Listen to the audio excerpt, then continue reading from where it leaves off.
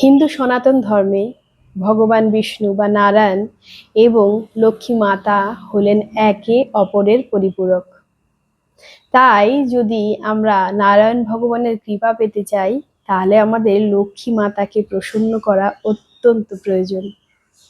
আর লক্ষ্মী মাতা যেখানে স্থাপিত থাকেন বা লক্ষ্মী মাতা যেখানে থাকেন, সেখানে সবসময় ধন ও সম্পত্তি, সৌন্দর্য, সৌভাগ্য, সুস্বাস্থ্য, জ্ঞান, ঐশ্বর্য সবেই ভরপুর থাকে, কারণ তিনি হলেন এইসবের প্রতিষ্ঠিত দেবী।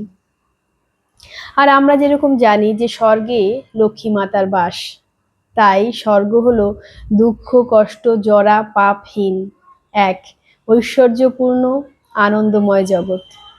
কিন্তু এক বিশেষ কারণে স্বর্গও একবার হয়েছিল লক্ষ্মীহীন বা লক্ষ্মী ছাড়া। আসুন আজ এই বিষয়ে বিষ্ণু পুরাণ থেকে এক পৌরাণিক কথা শোনাই।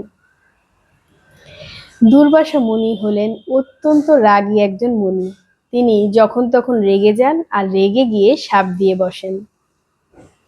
একদিন তিনি অত্যন্ত রেগে গিয়ে বনের মধ্যে থেকে চলতে শুরু করলেন। যেতে যেতে হঠাৎ তার নাকে একটা সুগন্ধ এলো। তিনি খুব প্রসন্ন হলেন সেই সুগন্ধে, আর সেই সুগন্ধটা যেদিক থেকে আসছিলেন সেদিকে হাঁটতে শুরু করলেন। হাঁটতে হাঁটতে গিয়ে দেখলেন সেই সুগন্ধটা আসছে একটা ফুলের মালা থেকে, আর সেই ফুলের মালাটা আছে এক বিদ্যাধরীর হাতে। তখন দুর্বাসা মুনির সেই ফুলের মালাটা নেওয়ার খুব ইচ্ছে হলো। তাই তিনি বিদ্যাধরীকে বললেন, তোমার যদি কোনো অসুবিধে না থাকে, তুমি কি এই মালাটা আমাকে দেবে? বিদ্যাধরী পড়ল উভয় সংকটে, কারণ বিদ্যাধরী জানতো দুর্বাসা মুনি হলেন অত্যন্ত রাগী একজন মুনি, যখন তখন শাপ দিয়ে বসেন। এবার যদি সে মালাটা না দেয়, তাহলে যদি শাপ দিয়ে দেয়, আর এত স্বাদের মালা দিতে কারই বা ইচ্ছে করে। কিন্তু বিদ্যাধরী দেখলো কোনো উপায় নেই, তাই সেই মালাটা দিয়ে দিল সে দুর্বাসা মুনিকে। আর দুর্বাসা মুনি এতে ভীষণ প্রসন্ন হয়ে গেলেন। হয়ে গিয়ে তিনি যে রেগেছিলেন তিনি ভুলেই গেলেন। তিনি খুব খুশি হয়ে মালাটা গলায় পরে হাঁটতে শুরু করলেন। হাঁটতে হাঁটতে কিছু দূর যাওয়ার পর তার মনে হলো যে না, আমি একজন মুনি, আমার গলায় এই ফুলের মালা মানায় না। তাই সে মালাটা খুলে নিয়ে তার নিজের জটায় জড়িয়ে নিল, নিয়ে আবার হাঁটতে শুরু করলেন। সামনে দেখলেন দেবরাজ ইন্দ্র ঐরাবতে চড়ে আসছে। তখন দুর্বাসা মুনি ভাবলেন, আমি যদি এত সুগন্ধযুক্ত ফুলের মালা দেবরাজ ইন্দ্রকে দেই, দেবরাজ ইন্দ্র ভীষণ খুশি হয়ে যাবেন আমার প্রতি, তাই আমি এই মালাটা দেবরাজ ইন্দ্রকে দেব।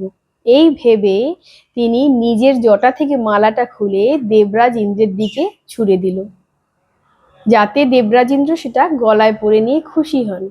কিন্তু দেবরাজ ইন্দ্র এইসবের কিছুই বুঝলেন না। তিনি মালাটা নিয়ে তার ঐরাবতে সুরে পরিয়ে দিলেন। আর ঐরাবত পশু, পশু কি বোঝে সুন্দর গন্ধযুক্ত ফুলের মালার কি মর্ম? তাই সে তার সুর থেকে খুলে নিচে ফেলে তার ওপর পা দিয়ে চলতে শুরু করলো। ব্যাস, এরপর দুর্বাসা মুনি গেলেন রেগে।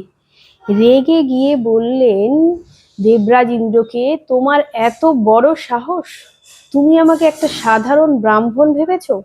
আমি হলাম দুর্বাসা মুনি, ত্রিভুবনে সবাই আমাকে সম্মান করে, আর তুমি কি না আমার দেওয়া ফুলের মালাটাকে অসম্মান করলে?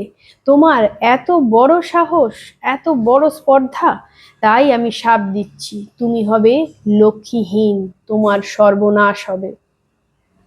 সাথে সাথে ইন্দ্র ভয় পেয়ে গেলেন, কারণ ইন্দ্র ভাবলেন লক্ষ্মী তো সব, এতদিন লক্ষ্মী স্বর্গে ছিলেন অচঞ্চলা, আজ কিনা লক্ষ্মী স্বর্গ সেরে চলে যাবেন, তাহলে তো স্বর্গের সব সৌন্দর্যতা, সব সুখ ঐশ্বর্য সবই শেষ হয়ে যাবে। তখন তাড়াতাড়ি করে দেবরাজ ইন্দ্র হাতির পিঠ থেকে নেমে নিচে এলেন, এসে মুনির পায়ে পড়ে গেলেন। পড়ে গিয়ে বললেন, মুনি ঋষি, আমার ভুল হয়ে গেছে, আমার ক্ষমা করুন।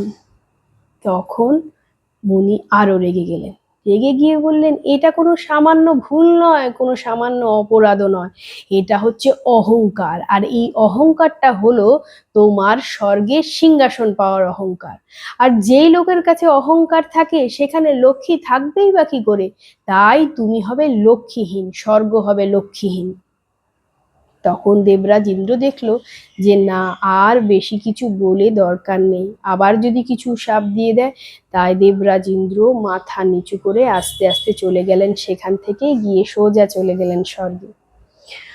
আর স্বর্গে গিয়ে দেখলেন এ কি অবস্থা, স্বর্গের আর কোনো সৌন্দর্য নেই। মণিমাণিক্য খচিত রাজপ্রাসাদগুলো এখন যেন প্রেতের বাড়িতে পরিণত হয়েছে। নন্দন কাননে আর ফুল নেই, কোন কারোর মধ্যে আর আনন্দ নেই, সবাই যেন দুর্বল হয়ে পড়েছে, শারীরিক ক্ষমতাও নেই। আর এর প্রভাবও পড়েছে পৃথিবীতে। আর ঠিক এই সুযোগটাই নিয়েছে অসুরেরা।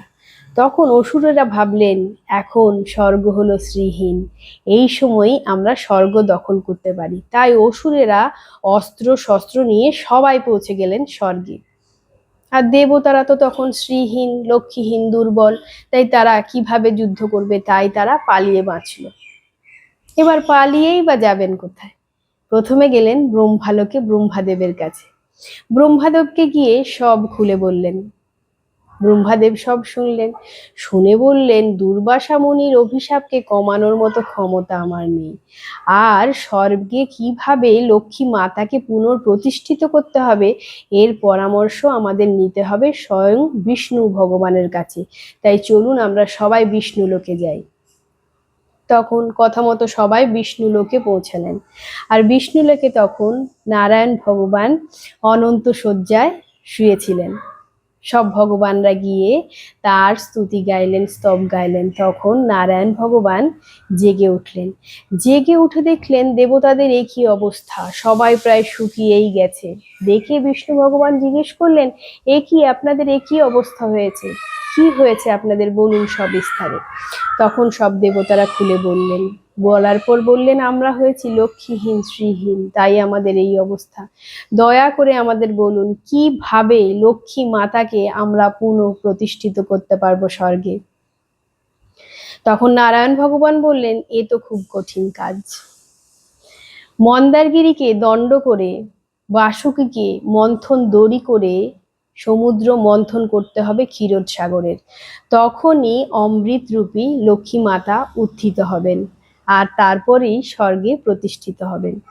কিন্তু এই কঠিন কাজ দেবতা আপনাদের শুধু সম্ভব নয় আপনাদের পক্ষে, কারণ আপনারা এখন লক্ষ্মীহীন, আপনাদের মধ্যে কোনো ক্ষমতাই নেই।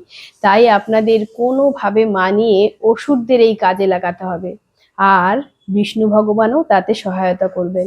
তারপরেই লক্ষ্মী মাতা উত্থিত হবেন এবং প্রতিষ্ঠিত হবেন। সেই কথা মতো ক্ষীরোদ সাগর মন্থন করা হলো, তাতে অমৃতরূপী লক্ষ্মী মাতা উত্থিত হলেন এবং পুনঃ প্রতিষ্ঠিত হলেন স্বর্গে। আর দেবতারা মহা আনন্দে আবার স্বর্গে ফিরে গেলেন। এই ছিল আজকের গল্প। আশা করি আপনাদের সবার ভালো লেগেছে। প্রত্যেকের মঙ্গল কামনা করে ভগবানের কাছে আজকের মতো বিদায় নিচ্ছি। নমস্কার।